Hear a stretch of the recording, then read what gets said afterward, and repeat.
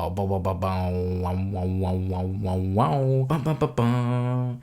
Bum, bum, bum, bum. Hey there, welcome back to True North Reviews. My name is Ryan, and today we are discussing the new Rex Orange County album, Pony. This is the third studio album from Alexander O'Connor. He is an English recording artist and singer-songwriter. This is my first time listening to him, and yes, I am late to the party. Despite me taking so long in listening to his music, he piqued my interest with his feature on Tyler, the Creator's song Boredom back in 2017, which came out around the same time as Alex's previous studio album, Apricot Princess. While digging up a little bit about Alex's production and style, I was intrigued to see Ben Babtai credited with production on Pony, as he previously produced a song from my childhood listening years. We had him on Cage the Elephant's Ain't No Rest for the Wicked. Interestingly enough, that song is rooted in alternative rock, and that's what gave me a bit of a confused reaction when it came to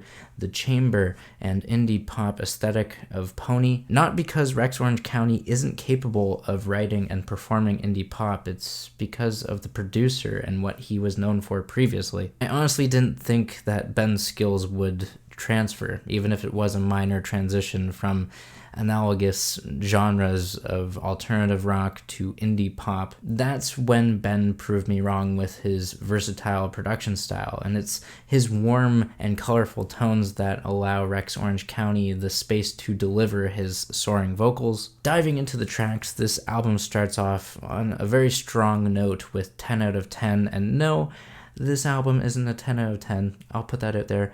Yeah, it's not a 10 out of 10. I love the cute beat on this song, though, especially with the kick drum. It's so fun just to, kick along or punch, whatever I'm doing with my hand here. 10 out of 10 is a free-flowing track for its lyrics as well. I love how they're just laid out there, as many of these lyrics are just straight from the heart, out on paper. It's soulful pop, that's for sure. The second track on this album is called Always. This one's got very bright and colorful horns, dynamite chorus, a big contrast to the ruminating style of the verses. Another highlight on this project for horns comes on Laser Lights.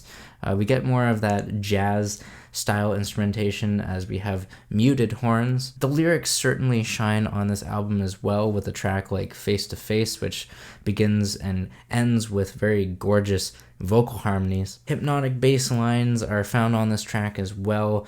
We get more of a spoken word and rap flow during the middle portions with the verses, and a very infectious chorus with a cheery and rosy vibe to the hand claps. Moving things along with this album, we have a track entitled Stressed Out, which acts as this foreshadowing for the realization that Alex will eventually have on the final track of the album. It feels necessary to be at this point of the album. It isn't one of my favorite songs, but I can see why it has to be here. One of my favorite songs on this album, though, is called Never Had the Balls, which is kind of a funny song title.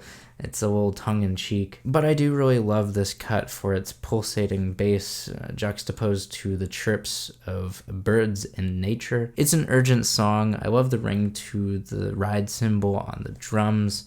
It's cheeky with its chorus. I will say that again. It does make me chuckle for what he says on this. But if that song is too fun and lighthearted for you, and God knows why you'd be upset with fun and lighthearted songs, if you want something more serious, go for the track Pluto Projector. This one is simultaneously poignant and very heartfelt and loving. It's a sophisticated slice of Baroque pop. I love the string arrangements, the horn arrangements, and just this big room of musicians.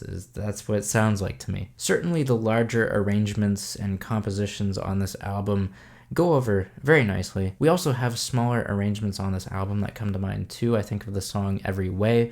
It's a ballad, and it's just this promise for being true to not only yourself, but also to your lover. We can't forget about the song on this album called It Gets Better. This one is climactic, and it's a banger, okay? This is the penultimate track, and then we go into the final, the closing cut. This one's called It's Not the Same Anymore. It's about growing up and realizing that nothing will ever be the same. Sometimes you gotta harness the help of others and realize that you won't ever experience what you are experiencing in the moment ever again, which I think is a very mature thing to realize. Overall, Pony by Rex Orange County is a simple and straightforward record. It plays on many tropes and conventions of basic millennial pop, but it's perceptive and wise with its lessons. Sure, some of the lyrics border on cliche and the songwriting can be overly simplistic at times, but that's fine with most of these musical ideas since Alexander O'Connor has a unique voice and personality going for him. I mean, the closest artist that I can find stylistically compared to Rex Orange County would be someone like